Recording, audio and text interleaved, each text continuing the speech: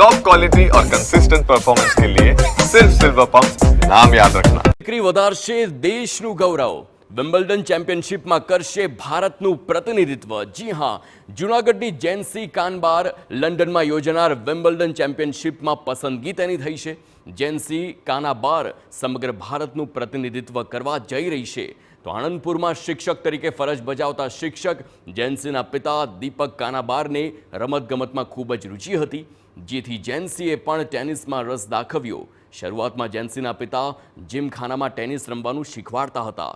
Corona કાળમાં professional tennis court તૈયાર કરી ત્યાં 7 કલાક જેન્સીને પ્રેક્ટિસ કરાવતા હતા। ત્યારે જેન્સી કાનબારે દેશનું ગૌરવ વધારવા સંપૂર્ણ તૈયારી પણ કરી લીધી છે।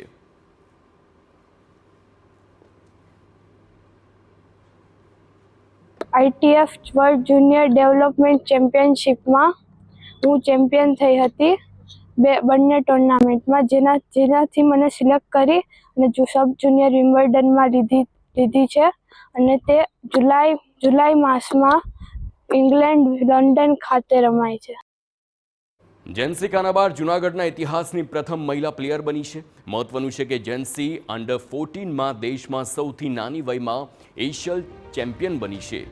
જેન્સી સૌથી નાની વયે વિમ્બલ્ડન ટુર્નામેન્ટમાં દેશનું પ્રતિનિધિત્વ કરશે, જે જૂનાગઢ નહીં પરંતુ ભારત દેશનું ગૌરવ બનશે।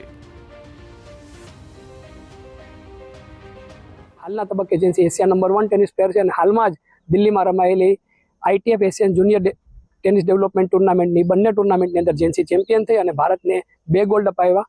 આ ટુર્નામેન્ટના પરફોર્મન્સના આધારે જેન્સીને સબ જુનિયર વિમ્બલ્ડનની અંદર જેન્સીને એન્ટ્રી મળી છે અને જે ઇંગ્લેન્ડ ખાતે લંડનમાં રમાવાની વિમ્બલ્ડનની અંદર જેન્સી ભારતનું પ્રતિનિધિત્વ કરશે।